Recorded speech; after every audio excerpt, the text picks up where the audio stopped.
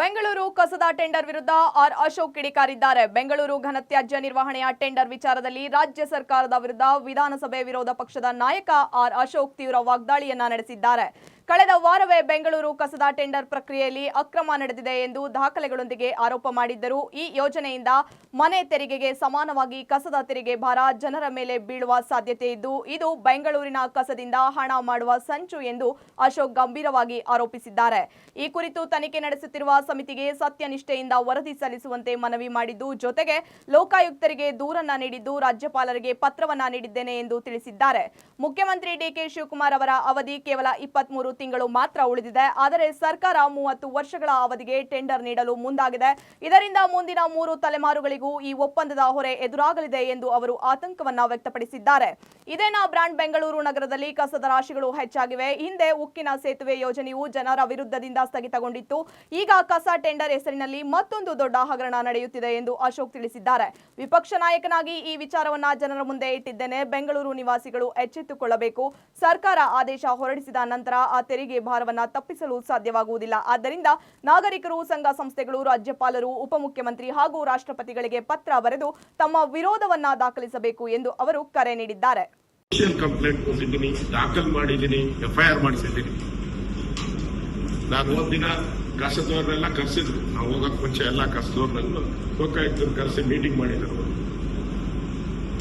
ರಾಜ್ಯಪಾಲರು ನಾನು ಮನವಿ ಕೊಟ್ಟಿದ್ದೀನಿ. ರಾಜ್ಯಪಾಲರು ಈಗಾಗಲೇ ಅವರು ಒಂದು ಸ್ಟ್ರಾಂಗ್ ಲೆಟರ್ ನ ಬರೆದಿದ್ದಾರೆ ಅಂತ ಅನ್ಸುತ್ತೆ ಅವ್ರಿಗೆ. ಇದು ಬೆಂಗಳೂರು ಜನರ 30 ವರ್ಷದ ಭವಿಷ್ಯ ಇದೆ. ಏನೋ 30 ತಿಂಗಳಾಗಿದ್ರೆ ಪರವಾಗಿಲ್ಲ. ಈಗ ಡಿ ಕೆ ಕುಮಾರ್ಗೆ ಅವ್ರಿಗೆ ಟೈಮ್ ಇದೆ. 12 ಪ್ಲಸ್ 11 23. ಅವ್ರಿಗೆ 23 ತಿಂಗಳು ಟೈಮ್ ಇದೆ. ಇವ್ರು ಟೆಂಡರ್ ಕರೀತಾ ಇರೋದು ಯಾವಾಗ? ಅವ್ರಿಗೆ ಟೈಮ್ ಇರೋದು ಡಿ ಕೆ ಶಿವಕುಮಾರ್ ಅವ್ರಿಗೆ ಕೇವಲ 23 ತಿಂಗಳು, 1 ವರ್ಷ 11 ತಿಂಗಳು ಮಾತ್ರ. ಅವ್ರು ಟೆಂಡರ್ ಕರೀತಾ ಇರೋದು 30 ಪ್ಲಸ್ 30. ಯಾವುದೋ ಒಂದು ಪತ್ರಿಕೆಯಲ್ಲಿ ಬರೆದಿತ್ತು 30 ಪ್ಲಸ್ 5 ಅಂತ. ಅಲ್ಲ, 30 ಪ್ಲಸ್ 30, 60 ವರ್ಷ. ಅಂದ್ರೆ ಎಷ್ಟು ಜನರೇಷನ್ ಆಗುತ್ತೆ? 3 ಜನರೇಷನ್. ಈಗ ಯಾವುದೋ ಜನರೇಷನ್ ಇದೆಯಲ್ಲಪ್ಪ, ಸ್ಟ್ರೈಕ್ ಆಗ್ತಾ ಇದೆಯಲ್ಲ, ಜಲ್ಸಿ, ಆಮೇಲೆ ಜಲ್ಸಿ, ಜನ್ಸಿ, ನೆಕ್ಸ್ಟ್ ಆಲ್ಫಾ, ನೆಕ್ಸ್ಟ್ ಬೀಟಾ. ಈ 3 ಜನರೇಷನ್ ಈ ಕಸದ ಲಾಭಿಯನ್ನ ನೋಡ್ಬೇಕಾಗುತ್ತೆ. ಹಣ ಮಾಡೋದು ಹೆಂಗೆ ಅಂತ ಕಾಂಗ್ರೆಸ್ ಅವ್ರು ಕಲ್ತು ಬಿಟ್ಟಿದ್ದಾರೆ. ಕಸದಿಂದ ಕಾಸು ಹೊಡೆಯುವಂತ ಒಂದು ಸಂಚಿತು ಬೆಂಗಳೂರಿನ ಕಾಂಗ್ರೆಸ್ ಹೈಕಮಾಂಡ್ಗೆ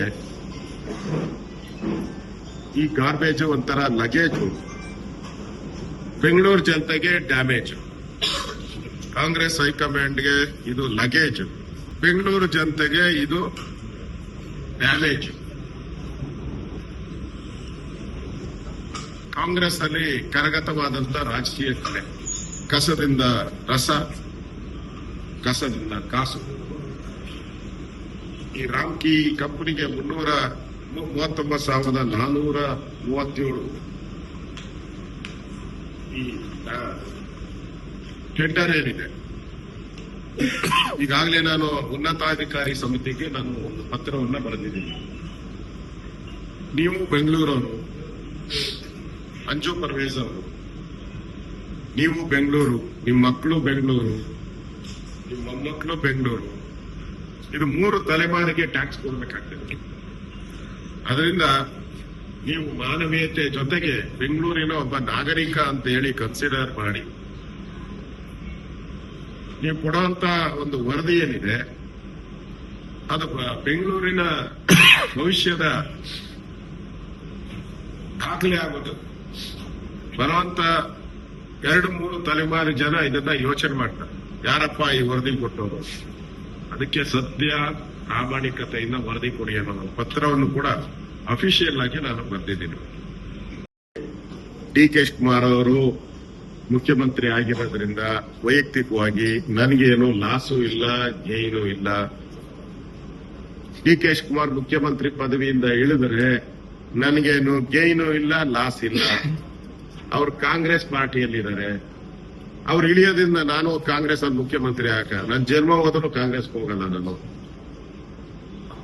ಅದರಿಂದ ಪ್ರಶ್ನೆ ಉದ್ಭವ ಆಗಲ್ಲ. ಅವು ಡಿ ಕೆ ಶಿವಕುಮಾರ್, ಸಿದ್ದರಾಮಯ್ಯ ಇದ್ರು, ಹಿಂದೆ ಎಸ್ ಎಂ ಕೃಷ್ಣ ಅವರಿದ್ರು,